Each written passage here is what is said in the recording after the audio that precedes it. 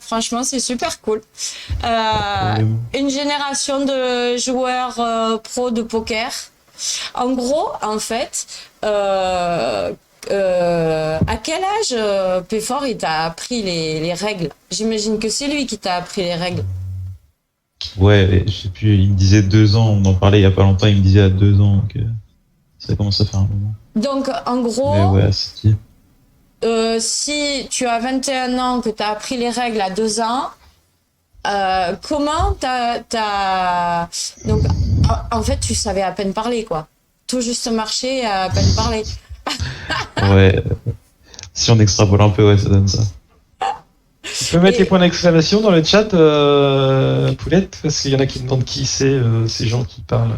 ah, oui. Alors, on a, on a Péfort, hop, et on a Jérémy.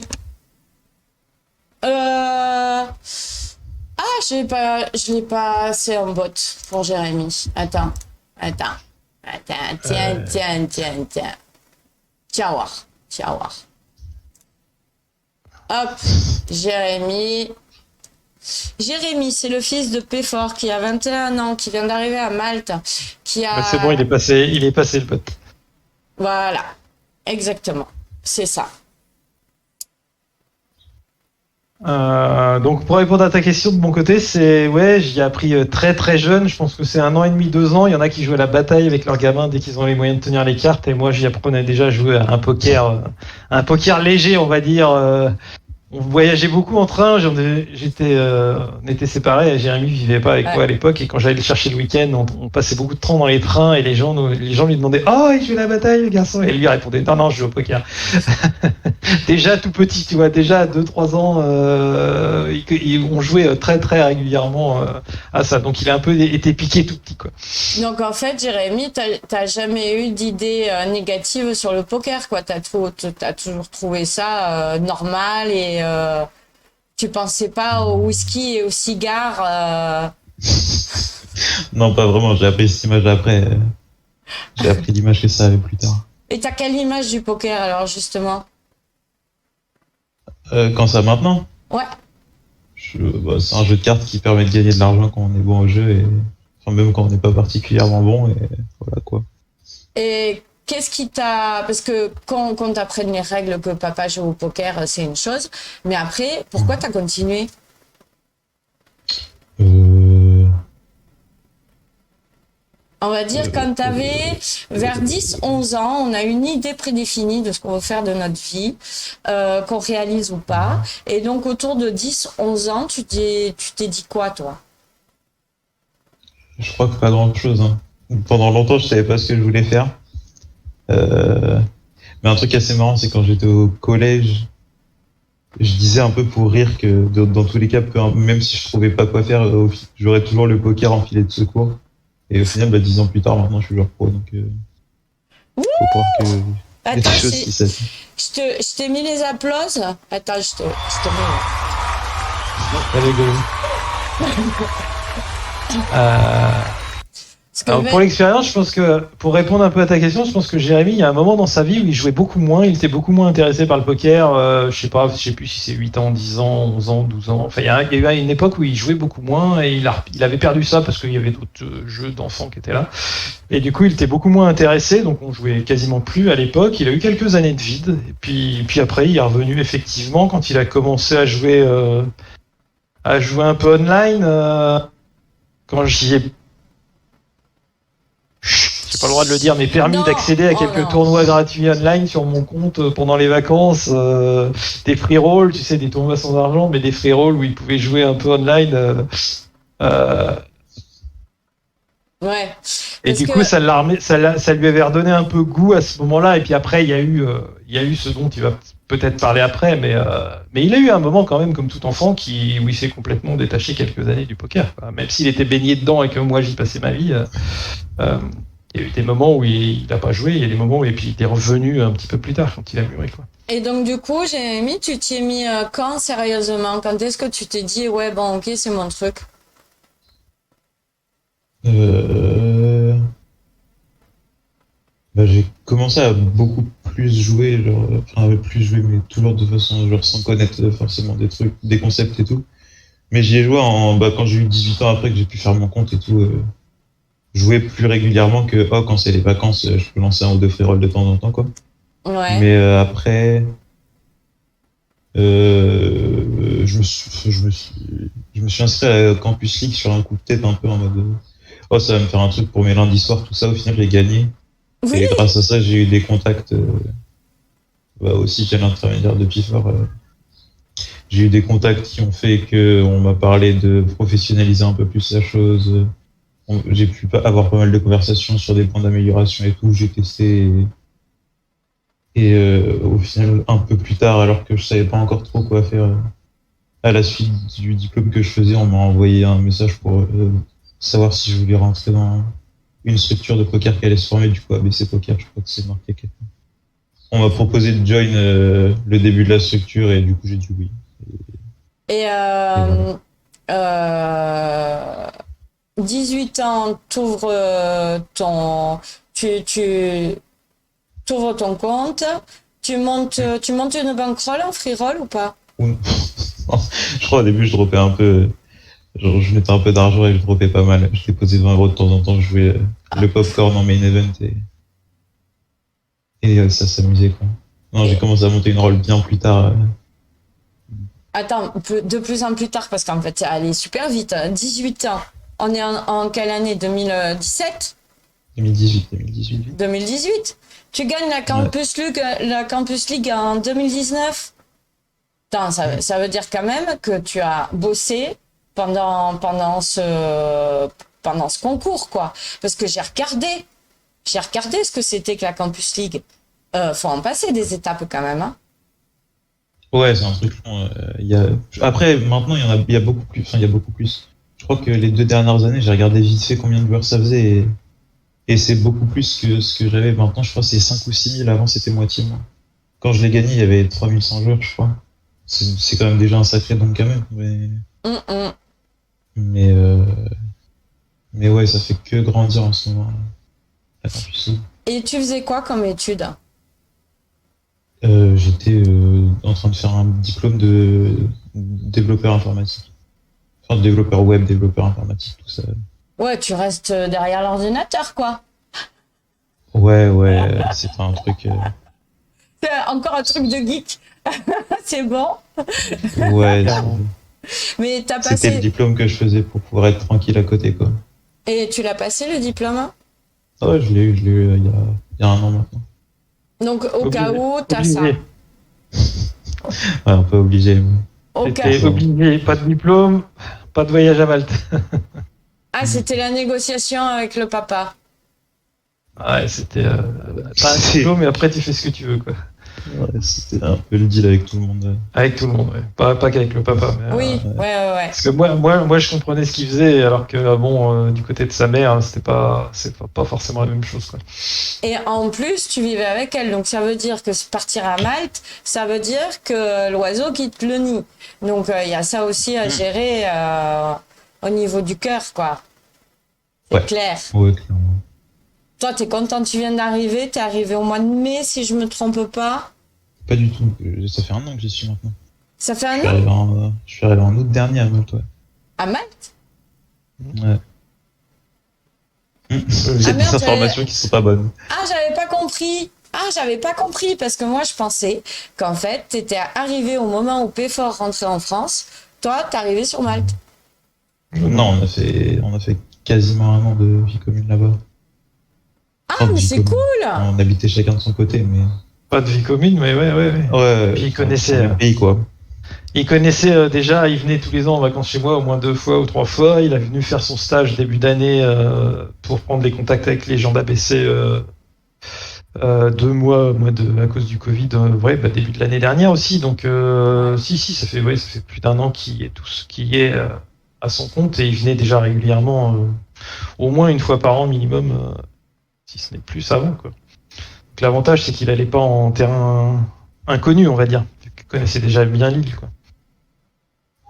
Et tu connaissais des gens, toi, de la structure ABC Poker? À moi? Ouais. Clairement, vu que je connais tous les gens, enfin, je connaissais tous les créateurs, vu que c'est comme ça, en fait, que ça s'est fait. Ce qui s'est passé après, il s'est passé des trucs pendant on parlait vite fait de la Campus League, mais moi, un jour, Jérémy m'appelle et il me dit, je vais raconter un peu la story, comment on en est venu là. Jérémy m'envoie un message un soir où je vais me coucher à minuit et il me dit tiens, papa, ça se trouve, je vais gagner mon premier ticket pour mon premier live. J'ai jamais joué en live, il avait jamais joué en live. J'y avais dit la prochaine fois que tu vas en Malte, je t'emmènerai faire un live au casino, ce qui s'est jamais fait.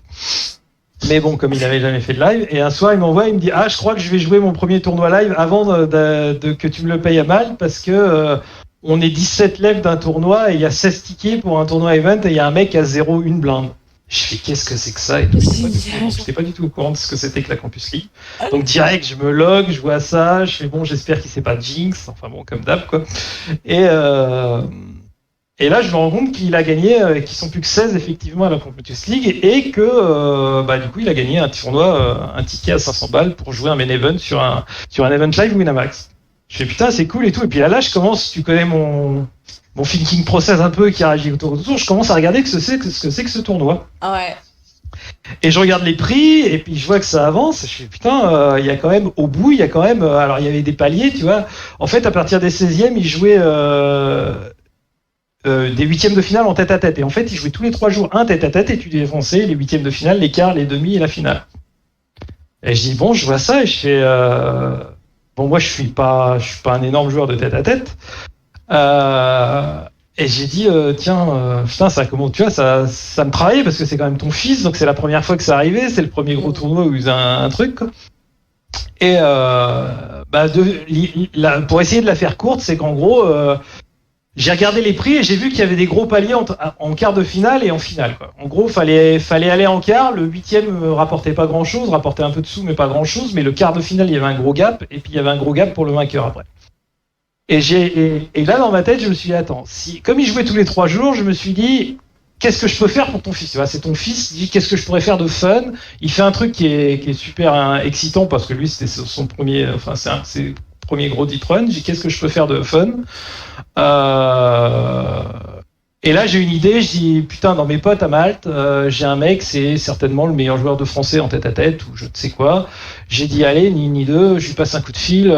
Si Jérémy gagne son 8e de finale, je lui passe un coup de fil, et comme ils ont 3 jours entre les deux, je lui demande s'il peut pas lui caler 1 heure ou 2 de coaching en tête-à-tête, tu vois, entre les deux. Le gamin, je sais que ça va l'exciter parce qu'il a 19 ans et qu'il va parler à l'élite du poker français en tête-à-tête, tu vois. Ouais. Et je sais que l'autre est super cool et que je sais que ses tarifs sont assez chers, mais je sais qu'il est très fort. Et je sais que moi, je l'avais eu en coaching et c'est un truc, tu sors de là-dedans, tu sais plus où t'habites, mais t'en prends tellement plein la tête et t'apprends tellement de choses dans le peu de temps qu'il te prend en coaching que je savais que ça pourrait faire kiffer Jérémy et que si le mec pouvait me rendre ce service, ça serait cool, tu vois.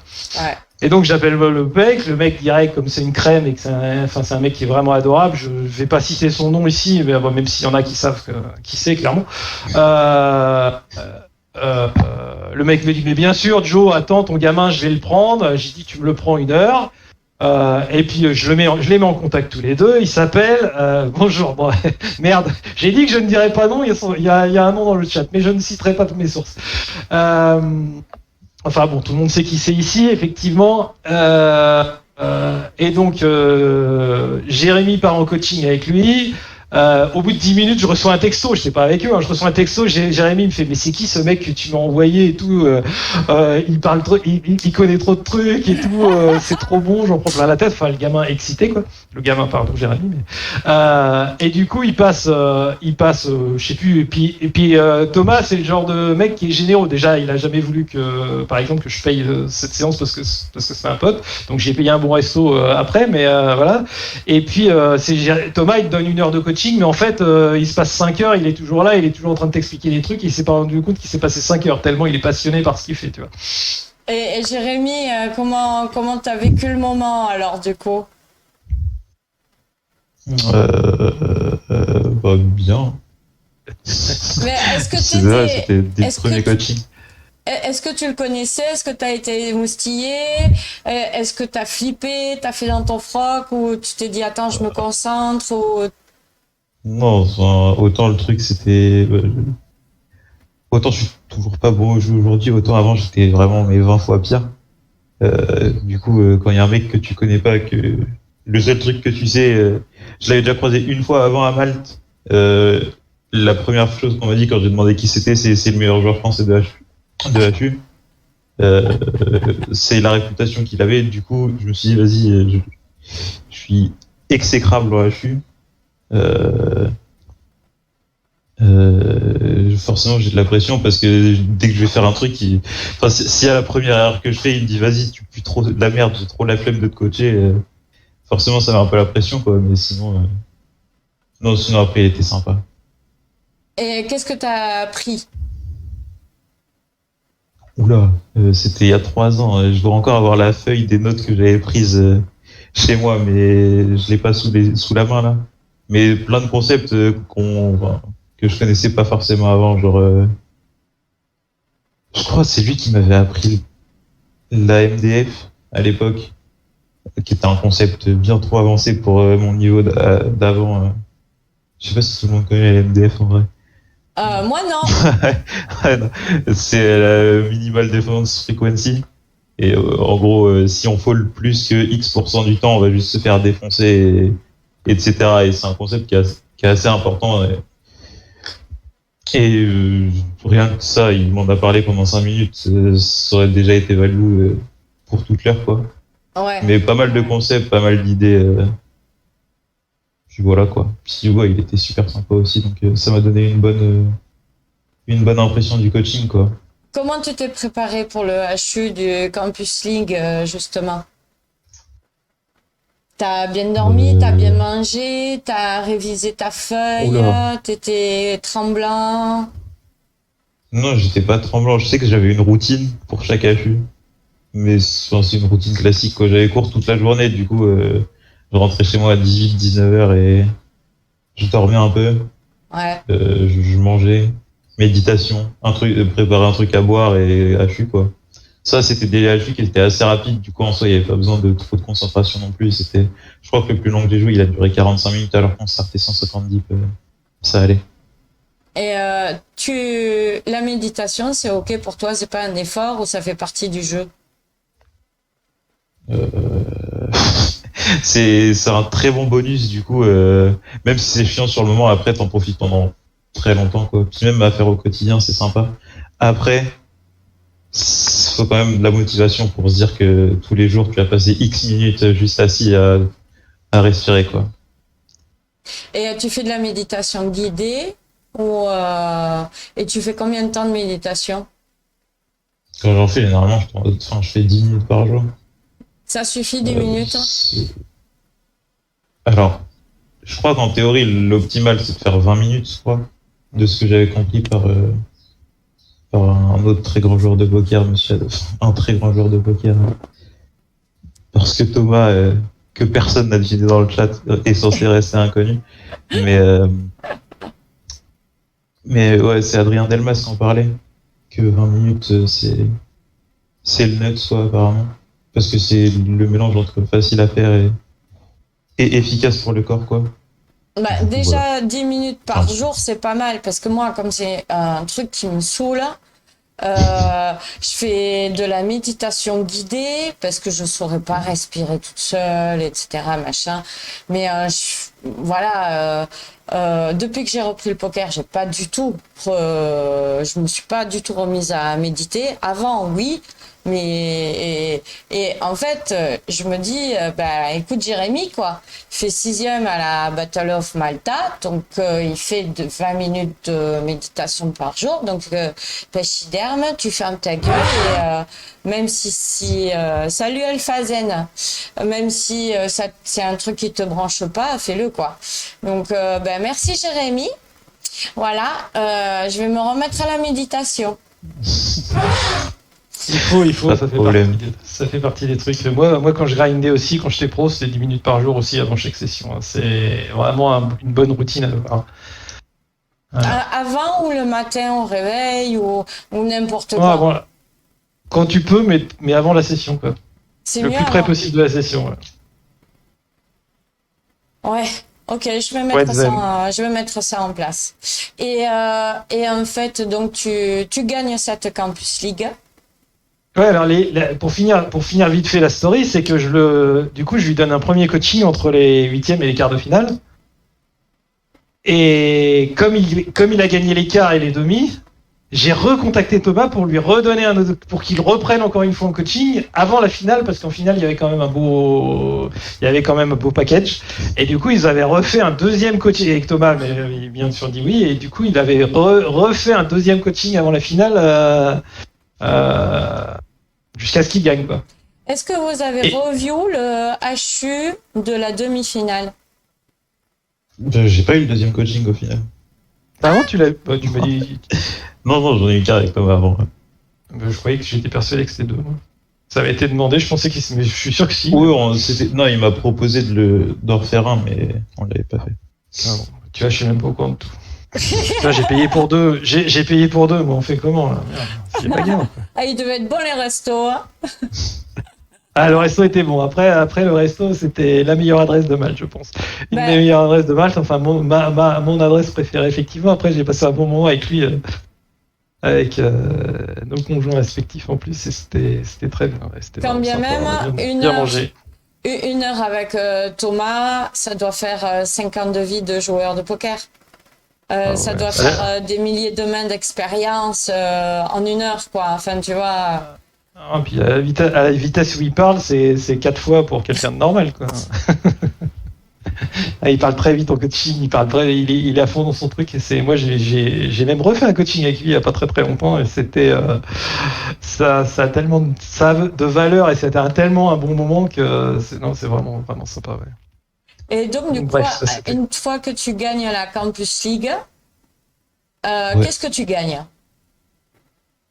J'ai pris 3 packages du coup pour les 3 main event live de Winner. Ouais. Et je crois qu'il y avait un ticket pour le 125 des séries, comme ils distribuent des tickets par milliers. En ligne. Pour le 4 millions event maintenant. Avant, je crois que c'était pas un 4 millions, mais il y avait ça, et il y avait je crois des paris sportifs sur un peu des conneries. Il y avait les défraiements aussi, il y avait quand même dans le paquet, les frais des main events, quoi. C'était ça le plus intéressant. Oui, mais c'est ce qui s'appelle le package. Voilà, le package, c'est 3 packages. 3 packages. 3 packages et un ticket de 125. Ouais, c'est vrai, je crois. Et donc, du coup, ça valait 3100, 3200 à peu près. T'es allé les jouer où? Bisous Kéréane, bisous Ainem. Je suis pas allé les jouer encore. C'est pas encore 2 ans plus tard, et je les ai toujours pas joués. Parce qu'il y a eu quelque chose que tout le monde connaît bien, je pense, c'est le Covid. Ah oui. Qui a affecté tous les événements live pendant du coup un petit moment quand même. Et j'aurais pu aller à Madrid cette année et j'y suis pas allé. Voilà. Mais peut-être Bratislava en septembre. En septembre? Ah, c'est du 26 septembre. Ça dure une semaine, un truc comme ça. Au 7 octobre, je crois, un truc comme ça. Comme ça. Peut-être que j'utiliserai là mon premier package de Campus League d'il y a 3 ans maintenant. Et donc, du coup, t'as joué que ton ticket 125 €. Ouais. Et vu que tu faisais des free rolls avant, ça t'a fait. J'ai jamais joué de free roll à 18 ans. Pas en âge d'avoir mon compte, mais ça c'est autre chose. Une fois, quand est-ce que t'es. En fait, je comprends pas. En fait, tu faisais des free rolls à 18 ans, quand t'as eu 18 ans. T'as fait. Non, avant d'avoir 18 ans. J'ai jamais fait de free roll après 18 ans. Et après, tu mettais 20 € de temps en temps, tu te broques, etc. Mais t'as monté une banque. Ça a duré un petit peu, 2010, on va dire 2018 jusqu'à ce que j'arrête. Du coup, jusqu'à genre avril-mai 2018, je faisais une petite session de temps en temps juste pour rigoler, où je mettais 20 € et je m'amusais, quoi.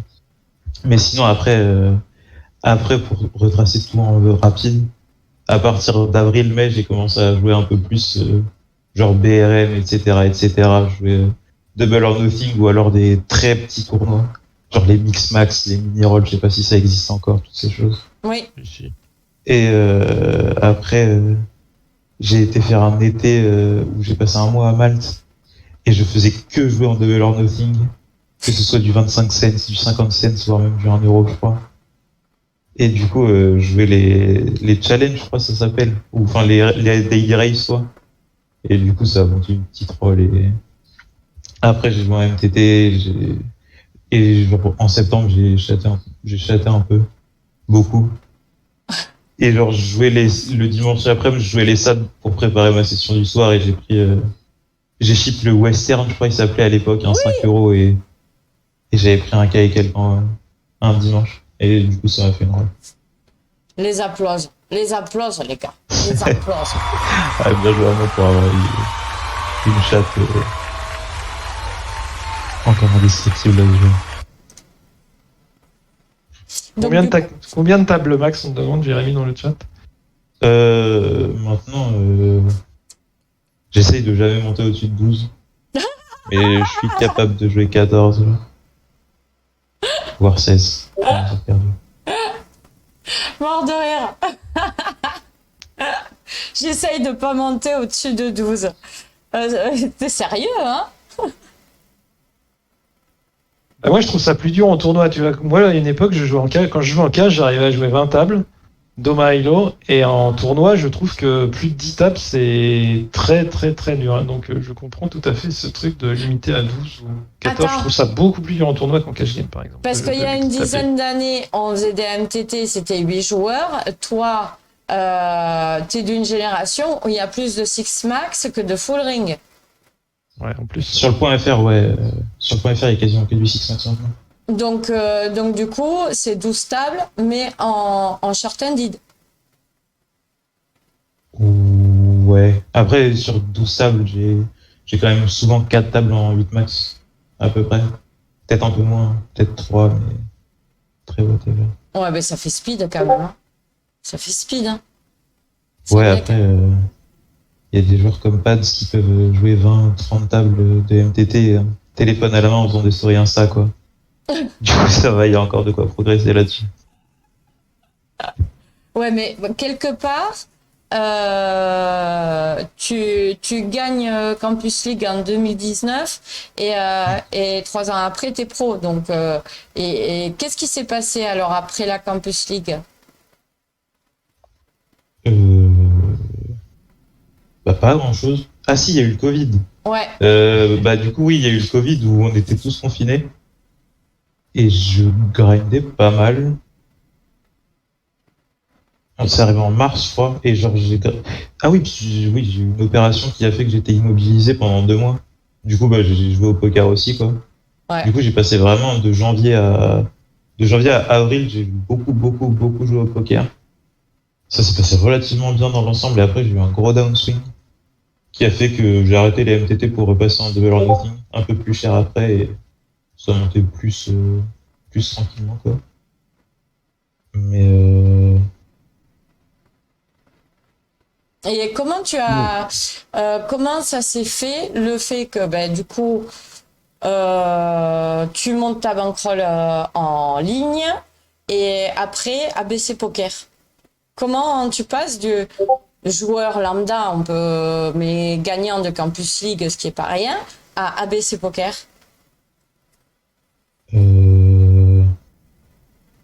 Bah, du coup, après avoir la Campus League, Thomas avait gardé mon contact et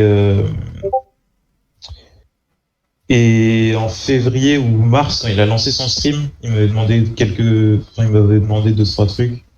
Et quand il voulait diversifier et jouer à Counter-Strike, parce qu'il voulait pas faire que du poker sur son stream, il m'avait demandé parce que avant d'être joueur de poker, j'étais joueur e-sport.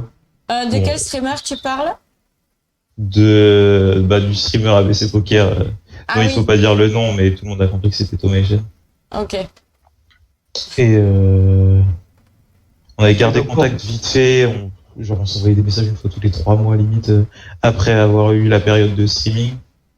Et en octobre ou novembre, je sais plus, je pourrais retrouver la date, mais j'étais en cours un matin et je reçois un message de Thomas du coup qui me demande si je jouais encore au poker. Ce à quoi je réponds oui, et du coup, il me présente le projet ABC, tout ça.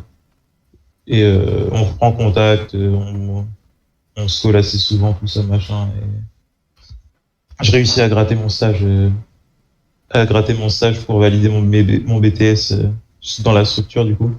Et du coup, j'ai passé 2 mois avec eux, ça s'est bien passé, tout ça, et ben, j'ai commit, quoi. Ah, mais génial. Ah ben oui, d'accord. Ok. Et qu'est-ce que tu as fait là-bas pendant ton stage? J'ai j'ai joué au poker. Ça, faut pas le dire, ça. Ah, c'est des questions qu'il faut pas poser normalement, mais bon. D'accord, pardon, autant pour moi. Donc, je n'ai pas posé la question. L'avantage de ce stage, en fait, c'est que tu as fait connaissance avec tout le monde, qu'il n'y avait papa sur place. Donc Avec, ça avait un avec côté les deux rassurant. fondateurs, quoi. Ouais, voilà. Et papa était sur place, donc ça devait être rassurant aussi. Bah, ça donnait un toit, quoi. C'est sympa, Ouais. quand même. Un bon bonus. Ah, je sers de toi, c'est-à-dire. Un toit et une bonne connexion Internet.